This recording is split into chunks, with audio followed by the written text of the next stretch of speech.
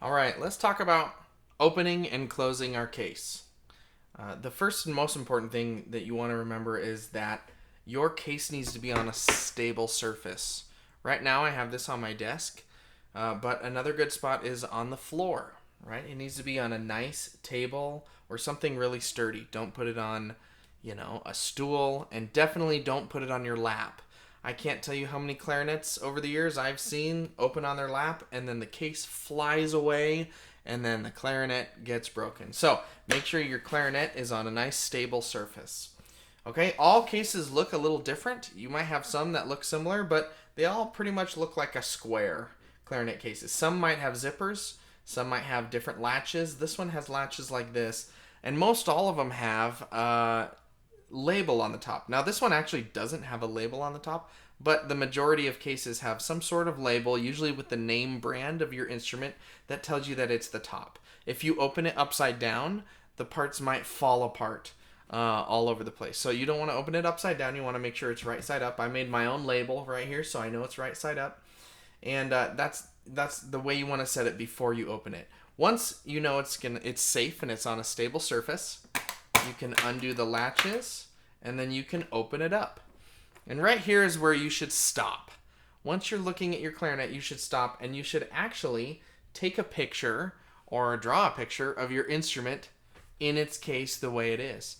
Because the clarinet has so many different pieces, you want to make sure you don't put any of them backwards or in the wrong spot, because you could damage your instrument by doing that.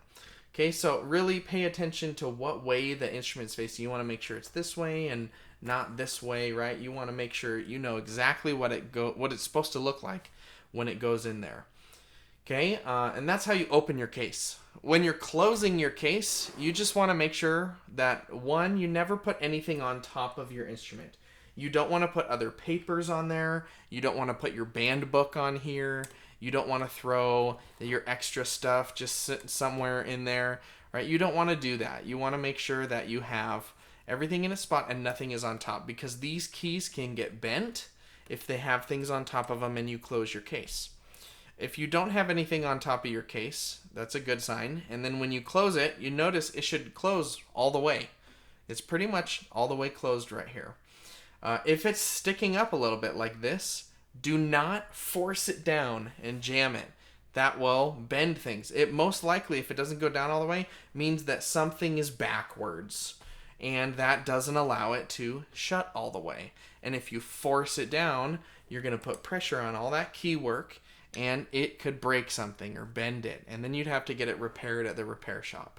So if it doesn't just go all the way close, stop, open it back up, and check it out.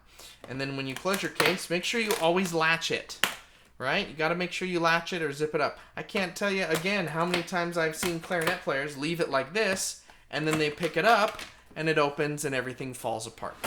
Okay, so whenever you close your case, immediately latch it. Not just one latch, but both. Always secure it fully. That is how you open and close your case.